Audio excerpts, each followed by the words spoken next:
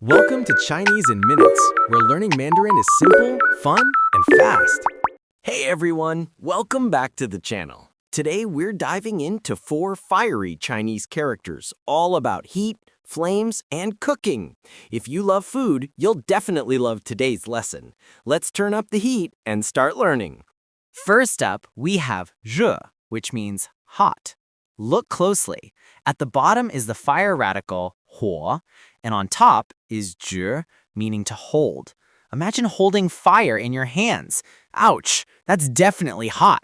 Just like 热水, hot water. Now, moving on to diǎn, it means dot, point, or to order. You can see the fire radical again under zhen.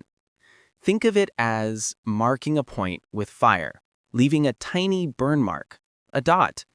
For example, 一点, meaning a little bit. Next is shāo, to burn or cook. The fire radical is obvious, but the top part, yāo, gives the sense of something lofty. Picture flames rising tall and strong. That's what burning looks like in shāo rou, roasted meat. And finally, we've got chǎo, meaning to stir fry. Fire radical again plus shāo, meaning little. Cooking with a little fire, quickly tossing food. That's stir-frying.